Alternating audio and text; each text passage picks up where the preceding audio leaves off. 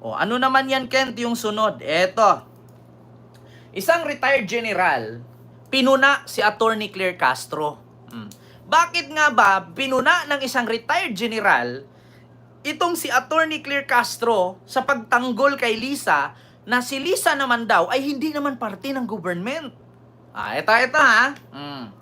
Kasi pinuna siya ng isang retired general.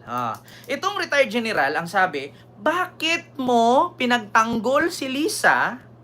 Magkano ba ang sinahod mo mula sa taxes ng taong bayan at ipagtanggol mo si Lisa sa issue ni Tantoco na si Lisa is not part of the government?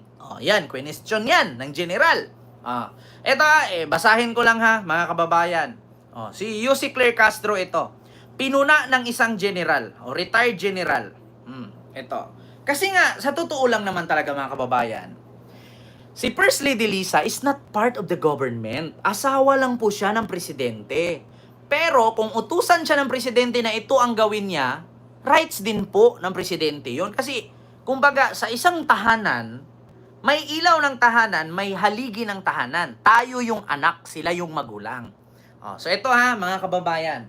Ayan, pinuna po siya ng isang retired general. So ito, mga kababayan. Breaking news. Ito po ay pinost ng isang breaking news page. Sabi dito, retired general may paalala kay Castro na hindi siya tagapagsalita ng unang ginang or ni First Lady.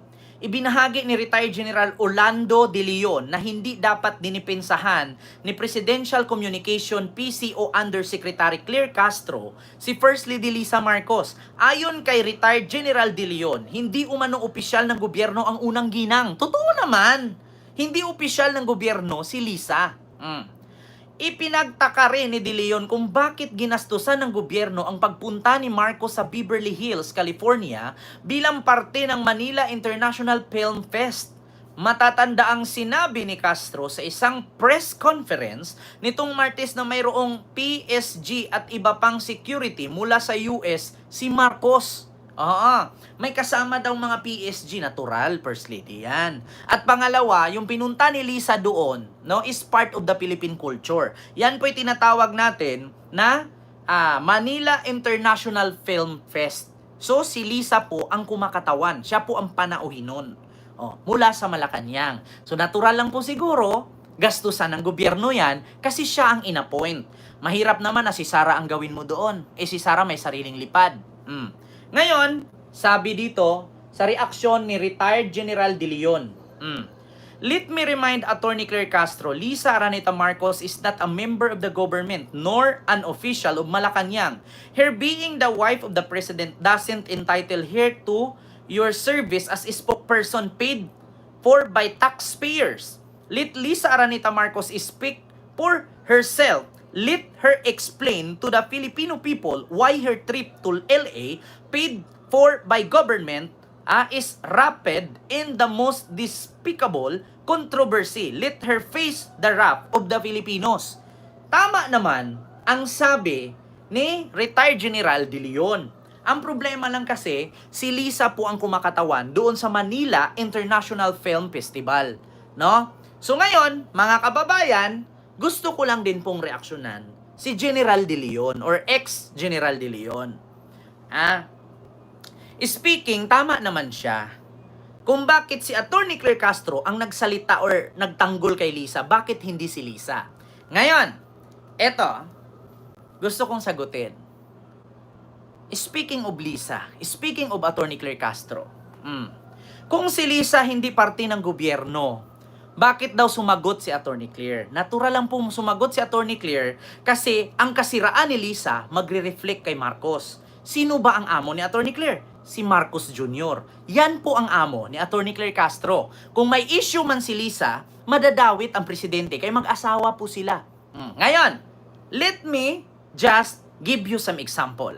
Ito na, mga kababayan.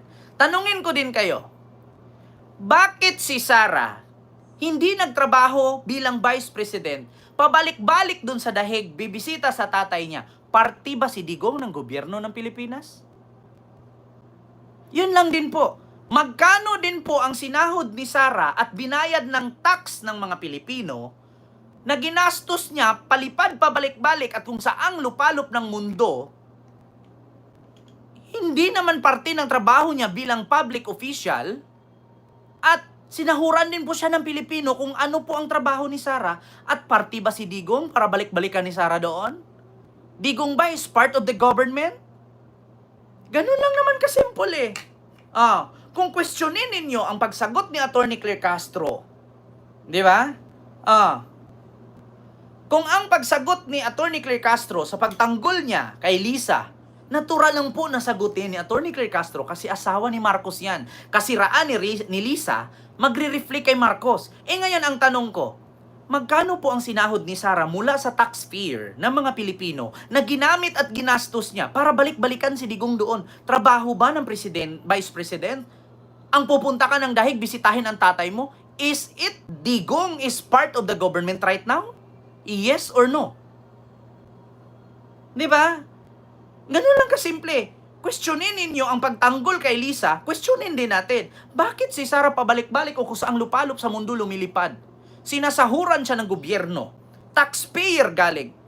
Pupuntahan niya si Digong doon pabalik-balik. Parte ba si Digong ng gobyerno ng Pilipinas? Di ba hindi? Di ba? Yun ang tanong ngayon. Natural lang po siguro na sasagot si Attorney Claire Castro at ipagtanggol niya, o sabihin natin si BBM ang pinagtanggol niya, nagserbisyo kay BBM at hindi kay Lisa. Bakit si Sara? Nandun siya naka-duty sa dahig. Vice President ka ng Pilipinas? Tapos nagjo-duty ka doon, bibisita ng bisita sa ama mo? Saan galing ang pinamasahe niya? Sabihin natin, personal na pera niya yon. Ang tanong ngayon, ako bilang Pilipino, bakit naging Vice President pa yan kung hindi naman tayo siniserbisyuhan? Bakit siya tatawaging Vice President at public official kung hindi naman siya nagjo-duty sa kanyang duty? Di ba? Kung ganun lang din pala, magtanungan tayo. Hindi naman siguro masama magtanong. Niya? Kung si Attorney Claire Castro pinuna ni ex-General De Leon na dapat si Lisa ang sumagot kasi hindi naman parte ng government si Lisa, pero asawa siya ng presidente, kasiraan ni Lisa, kasiraan ni Bongbong. So natural, pag nasira si Bongbong, sasagutin ni Claire Castro. Ang tanong ngayon, bakit si Sara pabalik-balik sa dahig? Tapos gagamitin niya ang pangalan ni Digong na mabait, makatao, makadiyos, makabansa, magaling na pangulo. Si Digong ba parte ng government? Para gagamitin niya ang kanyang pagiging Vice President at pabalik-balik doon? Hindi naman, di ba? Bakit si Digong ba pag namatay ngayon, ikakaunlad ng Pilipinas? Bakit pag si Digong ba nakakauwi ngayon, ikakaunlad ba natin? Yayaman ba tayo? Mumura ang bigas? Mumura ang pagkain? Mumura ang karne? Gulay? Gasolina? Hindi naman Di ba? Ito ang gusto kong ma-advise. Ako wala man akong pakialam dito sa political color kung dilaw ka man, pula ka man, pinklawan ka man. I don't care about the color. Yeah? Pero magising po tayo. Magising po tayo. Bago tayo maglinis ng bakura ng iba, make sure na yung bakura natin malinis. Baka nakalimutan natin, mayroon palang sawa. Kaya, ganun yun. Kahit hindi parte ng gobyerno si Lisa, asawa pa rin siya ng presidente ng Pilipinas. Kasiraan ni Lisa, kasiraan ng presidente. Natural na sagutin ni Castro yan kasi part siya ng gobyerno. Si Sara, si Digong ba pag namatay doon, party pa ba si Digong ng gobyerno ng Pilipinas? Si Digong is a private citizen na, kung tutuusin. Pero ginamit pa rin nila para sa kanilang sariling interes. Tignan nyo, mamamatay na lang, ginagamit nyo pa rin. Di ba? Yun ang katotohanan. Mamamatay na lang, ginagamit nyo pa rin para sa sarili ninyong interes. Tignan nyo, kung hindi nyo pinapunta ng Hong Kong yan, may possibility na hindi pa sana mahuli yan. Ginamit-gamit nyo, pinapapunta nyo doon, pag uwi, dinatiklo sa naiya. Kasi nga, mamamatay na nga lang, pinahirapan nyo pa. Alam nyo, sa totoo lang, wag yung isisi kay Marcos yung naranasan ni Digong yan. Kasalanan po ng kampo ni Digong yan. Bakit? Alam nila na si Digong hindi na nga marunong umihi. Yeah? Hindi na nga marunong maglakad. Pinilit pa rin nilang pumunta dito, pumunta doon, pumunta dyan. Di ba? Bakit? Kasi ginagamit nila para manalo sila. Ending, Hindi naman nananalo kasi bakit? Lahat ng baho ni Digong nakalkal. Diba? Questionin ninyo ngayon si Atty. Claire Castro, bakit ipagtanggol niya? Magkano ba ang sinahod ni Atty. Claire Castro mura sa taxpayer? Bakit hindi yung tanungin si Sara pabalik-balik dyan sa dahig parte pa ba si Digong ng gobyerno ng Pilipinas? Hindi naman. Vice President ka ng Pilipinas, tapos dyan ka nagsiservisyo sa tatay mo? So nakakatulong ba si Digong sa atin? Hindi! Si Digong pa ang naglubog sa atin sa Kubunoy. Tukhang pogo, missing sa bungero, putang ina ninyong lahat, mga DDS. Diba? Yun ang isipin ninyo. So tapos na tayo dyan, mga kababayan.